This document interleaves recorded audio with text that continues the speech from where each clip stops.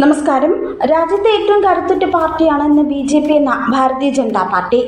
കോൺഗ്രസിനെയും CPM-നെയും മൂലക്കിരുത്തി 2014 മുതൽ നരേന്ദ്രമോദിയും അമിത്ഷായും എല്ലാവരും അടങ്ങുന്ന നേതൃത്വം ഒറ്റക്കെട്ടായി രാജ്യത്തെ വികസന കുതിപ്പിലേക്ക് നയിക്കുന്ന ഈ വേളയിൽ ഈ പാർട്ടിയുടെ ചരിത്രത്തിലേക്ക് ഒന്ന് കണ്ണോടിക്കാനുള്ള ശ്രമം നടത്തുകയാണ്. 1980 ഏപ്രിൽ 6-ാം തീയതിയാണ് അടൽ ബിഹാരി വാജ്പേയി അധ്യക്ഷനായി ഭാരതീയ ജനതാ പാർട്ടി രൂപീകരിക്കപ്പെട്ടത്. വാജ്പേയിക്കൊപ്പം LK അദ്വാനി, മുരളി മനോഹർ ജോഷി തുടങ്ങിയ പ്രമുഖരും പാർട്ടിയുടെ നേതൃസ്ഥാനങ്ങളിലുണ്ടായിരുന്നു. തൊട്ടടുത്ത ലോക്സഭാ തെരഞ്ഞെടുപ്പിൽ മത്സരിച്ച് BJPക്ക് കിട്ടിയത് വെറും 2 സീറ്റ്. 1984 BJPയുടെ കന്നി അംഗം.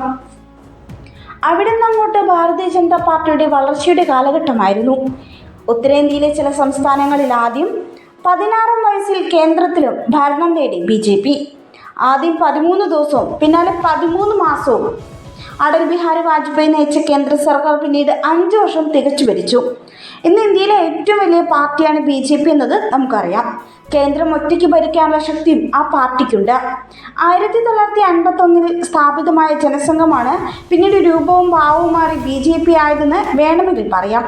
1962 തെരഞ്ഞെടുപ്പിൽ 14-ഉം 1967 തെരഞ്ഞെടുപ്പിൽ 35 MP-മാർ ജനസംഘത്തിനുണ്ടായിരുന്നു. ഗുജറാത്ത് മുനിസിപ്പൽ കോർപ്പറേഷൻ ഹ്രസ്വകാല ഭരണം നടത്താനും പാർട്ടിക്ക് സാധിച്ചു. 1980 രൂപീകരിച്ച BJP തെരഞ്ഞെടുപ്പ് രാഷ്ട്രീയത്തിൽ പച്ചു തൊടാൻ വലിയ കാലതാമസമൊന്നും എടുത്തിട്ടില്ല.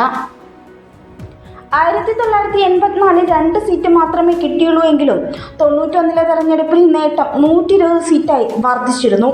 ഹിന്ദുത്വ ആശയങ്ങളായിരുന്നു തുടക്കകാലത്ത് പാർട്ടിയെ നയിച്ചിരുന്നത്. എന്നാൽ 1980-കളിലെ പ്രോ ഹിന്ദു പരിപാടികളും 92-ലെ ബാബറി മസ്ജിദ് തകർക്കലും പാർട്ടിയുടെ ഉരുക്കു നേതാവായ ലാൽകൃഷ്ണ അദ്വാനിയുടെ രഥയാത്രകളും പാർട്ടി ചരിത്രത്തിലെ സുപ്രധാന ഏടുകൾ തന്നെയാണ്. 1991 ഉത്തർപ്രദേശിലാണ് BJP ആദ്യത്തെ പ്രധാനപ്പെട്ട തെരഞ്ഞെടുപ്പ് വിജയം സ്വന്തമാക്കുന്നത്. കല്യാൺ സിംഗ് മുഖ്യമന്ത്രിയാവുകയും ചെയ്തു.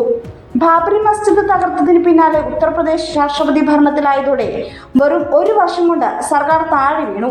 ഇന്ന് BJPയുടെ കോട്ട എന്നറിയപ്പെടുന്ന ഗുജറാത്തിൽ BJP ആദ്യമായി ജയിക്കുന്നത് 1995-ലാണ്.